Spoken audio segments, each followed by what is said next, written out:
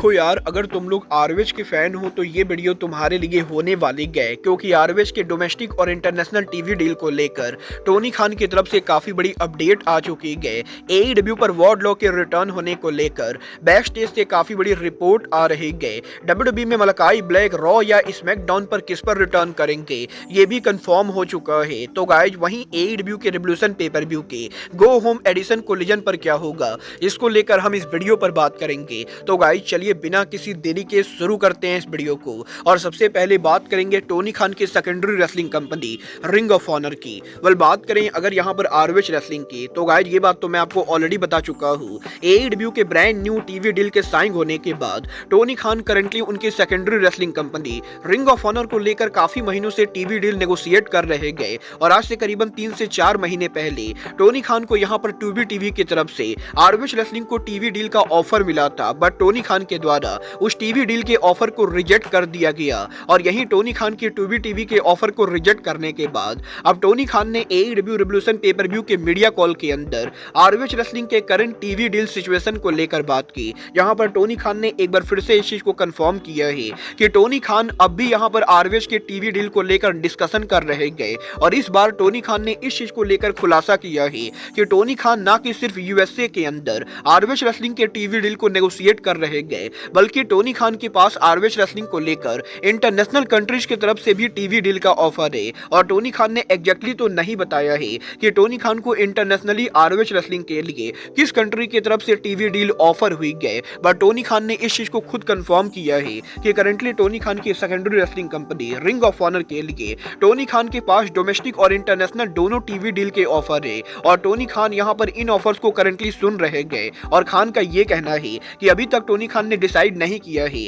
कि वो यहाँ पर आरवेज को इंटरनेशनली और डोमेस्टिक लेवल के ऊपर एग्जैक्टली यहाँ पर किस नेटवर्क के ऊपर ले जाएंगे, क्योंकि टोनी खान के पास यहाँ पर मल्टीपल ऑफर हैं। और टोनी खान का ये कहना है कि वो यहाँ पर आरवेज के टीवी डील को लेकर किसी तरह की कोई भी जल्दबाजी करना नहीं चाहते गए, और वो यहाँ पर काफी सोच समझ के आरवेज की इंटरनेशनल और डोमेस्टिक टीवी डील को साइन करेंगे। बट टोनी खान ने इस चीज को कंफर्म किया है कि जल्द यहाँ पर आरवेज रेसलिंग पॉसिबली किसी बड़े नेटवर्क के ऊपर लैंड करेगा। देखना दिलचस्प होने वाला है कि आरवेज रेसलिंग को यूएसए में और इंटरनेशनल लेवल के ऊपर एग्जैक्टली कौन सी टीवी डील मिलती है। बट गाइस चलिए फिलहाल आगे बढ़ते और बात करते हैं एईडब्ल्यू के इंजर्ड सुपरस्टार वार्डलॉ की। बात करें अगर यहाँ पर वार्डलॉ की, तो गाइस ये बात तो आप सभी को पता होगी। वार्डलॉ लगभग पिछले 6 से 8 महीनों से एईडब्ल्यू के अंदर हमें यहाँ पर देखने को नहीं मिलेंगे। और लगातार एईडब्ल्यू से गायब रहने के बाद अब तो काफी सारे फैंस ये भूल भी चुके हैं कि वार्डलॉ एईडब्ल्यू के ऊपर कभी काम करते थे। इस हफ्ते यहाँ पर अनडिस्प्यूटेड किंगडम के फॉर्मर मेंबर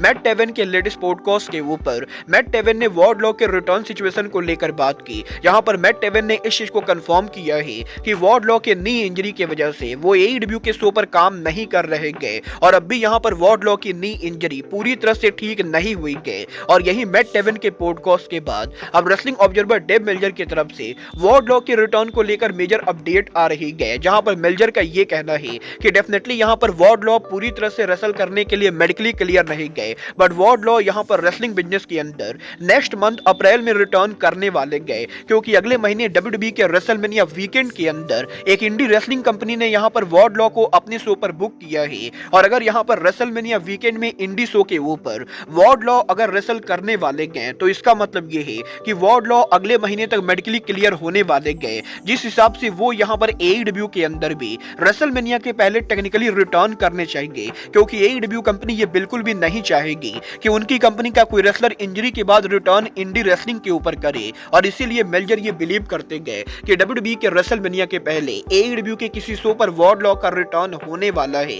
ये तो आने वाला टाइम बताएगा कि वार्डलॉ एग्जैक्टली एईडब्ल्यू के किस शो पर रिटर्न करते गए। बट गाइस जहां तक बात रही रिटर्न करने की, तो गाइस ये बात तो हम सभी लोगों को मालूम है, डब्ल्यूडब्ल्यूई के अंदर यहाँ पर मीरो और मलाकाई ब्लैक का रिटर्न होने वाला है। और गाइस मीरो का रिटर्न एग्जैक्टली कब होगा ये तो कंफर्म नहीं है, बट मलाकाई ब्लैक डब्ल्यूडब्ल्यूई के रेसलमेनिया के पहले डब्ल्यूडब्ल्यूई के ऊपर 100% रिटर्न करने वाले गए। और अब यहाँ पर ब्लैक डब्ल्यूडब्ल्यूई WWE के किस ब्रांड के ऊपर रिटर्न करेंगे, ये यहाँ पर लगभग कंफर्म माना जा रहा है। गाइड यहाँ पर WWE के बैक स्टेज से अपडेट आ रही है कि मलाकाई ब्लैक WWE के NXT पर ना आकर बल्कि मेन रोस्टर पर आने वाले गए, और मेन रोस्टर के ऊपर भी मलाकाई ब्लैक WWE के मंडे नाइट रॉ पर ना आकर बल्कि स्मैकडाउन के ऊपर रिटर्न करने वाले गए। और WWE के इंटरनल सोर्सेज का मानना है कि जल्द यहाँ पर स्मैकडाउन के ऊपर हमें यहाँ पर हाउस ऑफ ब्लैक के फॉर्मर लीडर मलाकाई ब्लैक का रिटर्न देखने को मिलेगा, और वो यहाँ पर एक बार फिर से WWE के अंदर ब्लू ब्रांड को ज्वाइन करने वाले गए। वह देखना दिलचस्प होने वाला है कि WWE के स्मैकडाउन के ऊपर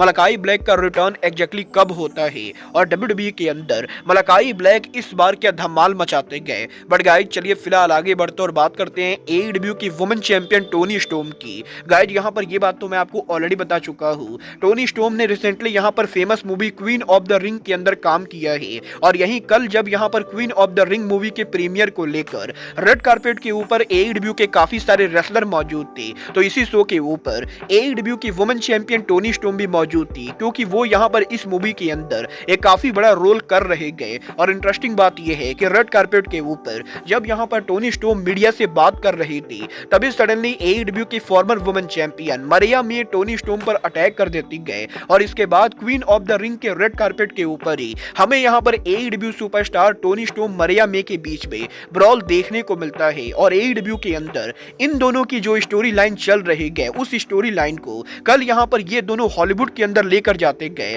जहां पर क्वीन ऑफ द रिंग के प्रीमियर के ऊपर ही ये दोनों हमें यहाँ पर मेन स्ट्रीम मीडिया के सामने ब्रॉल करते दिखाई देते गए। वल देखना दिलचस्प होने वाला है कि AEW के रिवोल्यूशन पेपर-व्यू के ऊपर क्या मरिया में टोनी स्टॉर्म को हराकर AEW के अंदर दोबारा वुमेन चैंपियन बन पाती है या नहीं। बट गाइस जहां तक बात रही रिवोल्यूशन पेपर-व्यू की, तो गाइस यही AEW के रिवोल्यूशन पेपर-व्यू के पहले कल यहाँ पर AEW के रिवोल्यूशन पेपर-व्यू का go home edition Collision show होगा, जहां पर AEW के रिवोल्यूशन पेपर-व्यू के go home edition Collision show AEW company live ना करके बल्कि प्री रिकॉर्डेड करने वाले गए, क्योंकि गाइस वेंसडे को डायनामाइट के लाइव जाने के बाद सेम अरीना के अंदर AEW के कोलिजन शो को टेप किया गया था, और AEW कोलिजन के टेप होने के बाद कल यहाँ पर वही कोलिजन शो हमें ब्रॉडकास्ट होते हुए दिखाई देगा, जहां AEW के कोलिजन शो के ऊपर हमें यहाँ पर लूचा सुपरस्टार होलोग्राम ड्रालिस्को को फेस करते हुए दिखाई देंगे, तो वहीं वुमेन डिवीजन की तरफ से सरीना डीब मोमो वानाटाबे को फेस करेंगी। AEW superstar Harley Cameron collision show के ऊपर